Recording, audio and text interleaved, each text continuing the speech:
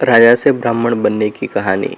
वार्ता जारी रखते हुए सदानंद जी ने कहा, हे रामचंद्र, देवताओं के चले जाने के बाद विश्वामित्र ब्राह्मणत्व प्राप्त करने के लिए पूर्व दिशा में जाकर पुनः कठोर तपस्या करने लगे। बिना अन्न जल ग्रहण किए वर्षों तक तपस्या करते करते उनकी देह सूखकर कांटा बन गई। इस तपस्या को भंग करने के लिए नाना प्रकार के विघ्न उपस्थित हुए, किंतु उन्होंने उन सब का निवारण किया, और वह भी बिना क्रोध किए। तपस्या की अवधि समाप्त होने पर जब वे अन्न ग्रहण करने के लिए बैठे, जो ही प्रथम ग्रास उठाया भी न था कि ब्राह्मण भिक्षु के रूप में आकर इंद्र ने भोजन की याचना की। विश्वामित्र ने अपना भोजन उस याचक को दे दिया और स्वयं निराहार रह गए। इंद्र को भोजन दे देने के पश्चात विश्वामित्र के मन में विचार आया कि संभवतः अभी मेरे भोजन ग्रहण करने का अवसर नहीं आया है, इसलिए याचक के रूप में यह विप्र उपस्थित हो गया। मुझे अभी और तपस्या करना चाहिए। अतएव वे मौन व्रत धारण कर फिर से दीर्घकालीन तपस्या में लीन हो गए।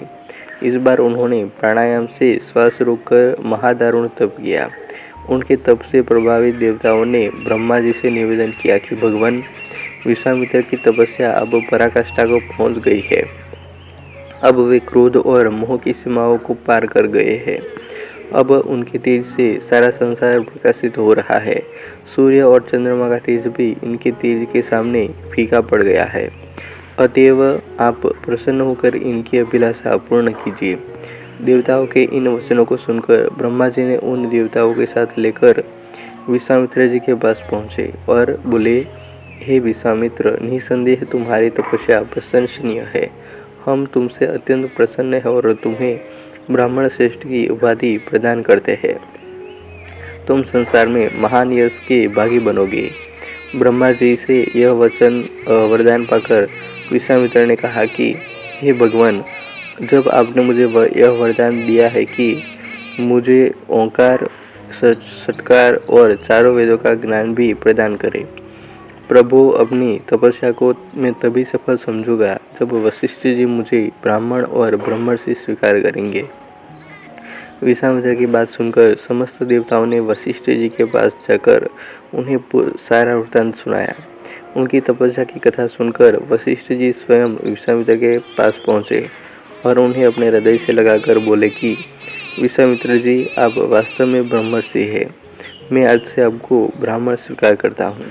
हे रघुनंदन, इसकी इतनी कठोर तपस्याओं एवं भारी संघर्ष के पश्चात विश्वामित्र जी ने यह महान पद प्राप्त किया है। ये बड़े विद्वान, धर्मात्मा, तेजस्वी एवं तपस्वी है। राजा जनक भी सदानंद द्वारा वर्णित विश्वामित्र जी की कथा सुन रहे थे। वे बोले, हे कौशिक, मैं आपको और इन राजकुमारों को मिथिला में पाकर कृतार्थ हो गया हूँ। अब अधिक समय व्यतीत हो चला है। भगवान भास्कर अस्ताचल की ओर जा रहे हैं। संध्या उपासना का समय हो गया है, इसलिए मुझे आज्ञा दीजिए। प्रातःकाल पुनः आपके दर्शन के लिए आऊँगा। इस प्रकार मुनि से आज्ञा ले राजा जनक अपने मंत्रियों सहित विदा हुए। विश्वामित्र जी भी दोनों राजकुमारों के साथ अपने निश्चित स्थान के लिए चल पड़े। कहानी अच्छी लगी हो तो ऐसे ही और कहानी के लिए वीडियो को लाइक, कमेंट और शेयर कर दीजिएगा। और चैनल को अभी तक सब्सक्राइब नहीं किया हो तो सब्सक्राइब कर लेना। मिलते हैं और एक वीडियो में। जय हिंद, वंदे मातरम।